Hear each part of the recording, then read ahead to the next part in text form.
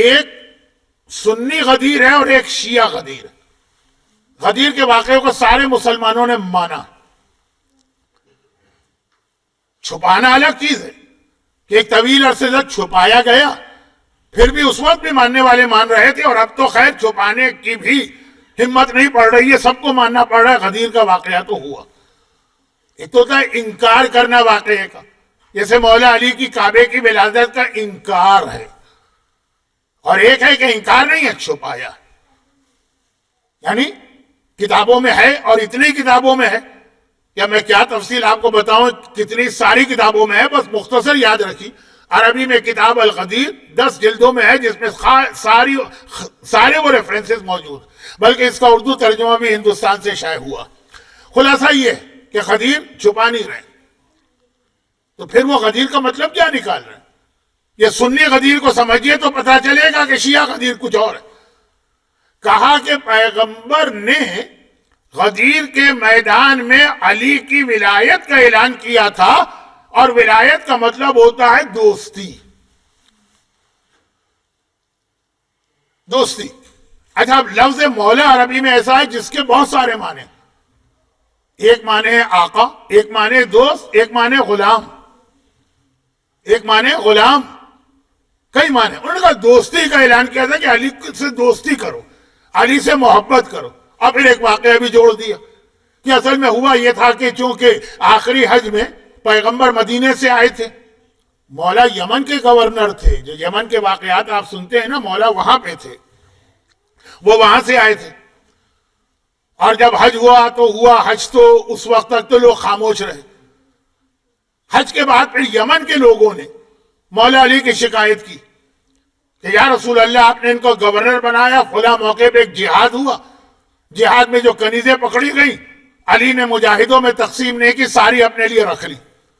وہ پیغمبر جلال میں آ گیا، کہا قافلہ روکو، اور قافلہ غدیر پہ رکوا کر پھر یہ اعلان کیا کہ جس کا میں دوست ہوں وہ اس کا علی دوست ہے، جو مجھ سے محبت کرتا ہے، علی سے محبت کرتا ہے، خبردار آئندہ علی کے بارے میں اس قسم کا الزام نہ لگانا. اب بات ختم، آگے بڑھے. یہ برادران اہل سنت کے پاس غدیر کا واقعہ. جملے کو مانتے ہیں من کن تو مولا، لیکن پہلے ایک بیک گراؤنڈ، ایک واقعہ بنایا کہ یمن کے لوگوں کی کمپلین، اور اس کے بعد پھر اس حوالے سے پیغمبر کا جلال میں آ کے یہ اعلان کرنا. الزام لگانے والے کون تھے؟ اگر تھے بھی تو وہ یمن کے چند لوگ تھے، چھوٹا سا گروپ. پیغمبر کے پاس آگے کہہ رہا، پیغمبر ان کو بتا دیتے. جس طرح سے قافلے کو روکا گیا، اور اس دھوپ میں جو ظہر کا وقت تھا، کل اعمال غدیر میں ہے کہ ظہر کے وقت عمل کریں. ورکنگ ڈے ہے، آپ کے بچے بھی اسکول میں ہوں گے، شاید تھوڑا مشکل ہوگا، لیکن جن کے لیے ممکن ہے.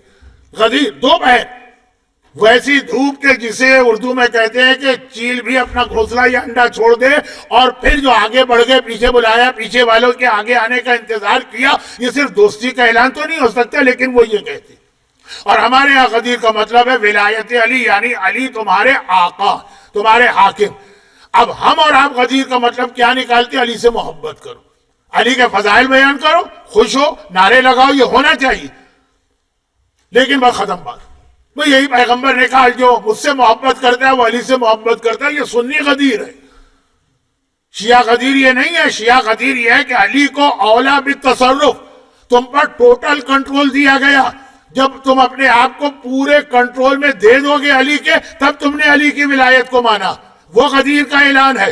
جیسا میں اکثر غلام کا واقعہ پڑھتا ہوں کہ غلام کہتا ہے میں کھاؤں گا وہ جو میرا آقا کھلانا چاہے، اپنی مرضی نہیں چلاؤں گا. پہنوں گا وہ جو میرا آقا پہنانا چاہے، اپنی مرضی نہیں چلاؤں گا. خاص خواتین سے یہ پیغام، لیکن مردوں کے لیے بھی. رہوں گا وہاں پر جہاں میرا آقا رکھنا چاہے، اپنی مرضی نہیں چلاؤں گا. یہ وہ ولایت ہے. اسی لیے 5ویں امام کی مشہور حدیث ہے اصول کافی جلد 2 کے اندر، لا تنالوا ولایتنا الا بالطاعہ. ہماری ولایتنا، ہماری ولایت اس کو ملے گی جو اللہ کی اطاعت کرتا ہے. کہ ولایت کا مطلب ہی یہ ہے کہ علی کا حکم مانو. اور علی کون سا حکم دیتے ہیں؟ جو اللہ کا حکم ہے. علی اللہ کا حکم پہنچاتے ہیں. جس کے گھر میں اللہ کا حکم ہے وہ تو غدیر پہ عمل کر رہا ہے، شیعہ غدیر پہ، اور جس کے گھر میں اللہ کا حکم تو نہیں ہے، علی کا تذکرہ ہے، محبت ہے، کیا برادران اہل سنت کے پاس علی کا ذکر نہیں؟ ارے علی تو وہ شخصیت ہے کہ خوارج کو چھوڑ کے دنیا میں کون ہے کہ جس نے علی کا ذکر نہیں کیا اور علی کے فضائل نہیں پڑھے؟ آپ مسلمانوں کی بات کر رہے ہیں، میں ہندوؤں کو جانتا ہوں جو علی سے محبت بھی کرتے ہیں، علی کے فضائل بھی بیان کرتے ہیں۔ میں نے خود اپنی آنکھوں سے دیکھا، ہمارے ہاں سینٹ البس میں جہاں میں رہتا ہوں، وہ لورد کے آگے ایک بڑا سا میدان ہے نا، وہاں پہ سکھوں کا کشتی کا مقابلہ ہو رہا ہے، اور اس کے اندر وہ میدان میں اکھاڑے میں اتارے ایلی ایلی کہہ رہے ہیں، اور کیا پتا چلا یہ لفظ علی ہے جو ان کی سکھوں کی زبان پر جو کشتی لڑ رہے ہیں وہ ایلی ایلی کہہ رہے ہیں۔ گرو نانک کے بارے میں تو کہا بھی جاتا ہے، عیسائیوں نے کیا علی کی سیرت پر عظیم ترین کتاب نہیں لکھی، صوت العدالت الانسانیہ؟ ارے چند سال پہلے کیا یونیسکو نے تمام مسلمان ملکوں سے نہیں کہتے کہ علی کو رول ماڈل بناؤ؟ تو علی سے اگر محبت کرتے ہیں، علی کے فضائل بیان کرتے ہیں، یقیناً دوسروں سے زیادہ سمجھ کے بیان کرتے ہیں، معرفت کے ساتھ بیان کرتے ہیں، مگر علی کو تو ہندو نے بھی مانا، علی کو تو آتش پرست نے بھی مانا، علی کو تو کافر نے بھی مانا، علی کو تو یونیسکو نے بھی مانا، علی کے فضائل تو ہر ایک نے مانے۔ ہم میں اور دوسروں میں فرق یہ ہے، وہ علی کے فضائل بیان کریں گے، وہ علی سے محبت کریں گے، وہ علی کے قوالی گائیں گے، لیکن علی کی سیرت پہ نہیں چلیں گے۔ اور شیعہ اسے کہتے ہیں جو اپنے آپ کو غلام سمجھ کے اپنے آقا کے پیچھے پیچھے چلتا ہے، جہاں آقا جا رہا ہے وہاں یہ مومن جا رہا ہے، اس کے گھر میں صحیح معنوں میں ولایت ہے۔ تبھی وہ مشہور حدیث جو میں نے پچھلے سال بھی پڑھی تھی شیخ صدوق کی کتاب مانی الاخبار میں، اور بھی کئی کتابوں میں، کہ امام نے فرمایا کہ کیا تمہیں پتا ہے حی علی خیر العمل جو اذان میں کہا جاتا ہے اس کا مطلب کیا؟ ایک تو اس کی تاریخ ہے، اس کی تاریخ یہ ہے کہ یہ حی علی خیر العمل شروع میں اذان میں نہیں تھا، غدیر خم کے قافلے کو جب روکا گیا تو حی علی خیر العمل کے ذریعے روکا گیا۔ راوی نے کہا کہ مولا یقیناً مجھے مطلب پتا ہے، عربی زبان جانتا، نیک عمل کی طرف کہا اس سے کیا مراد ہے؟ اس سے مراد ہماری ولایت ہے۔ اذان میں جب حی علی خیر العمل آتا ہے وہ ہماری ولایت ہے۔ ہر اذان میں کہا جاتا ہے حی علی خیر العمل، یعنی حی علی ولایت علی، ولایت علی کی جانب آؤ، ولایت علی کی جانب آؤ۔ حی علی الصلاۃ شروع میں کہہ دیا، پھر آخر میں تھا علی کی ولایت کی جانب آؤ۔ یہ اعلان کرنے کے بعد پھر ہم سے کون سا عمل مانگا جاتا ہے؟ اذان ختم ہوتے ہی ہم کیا عمل کرتے ہیں؟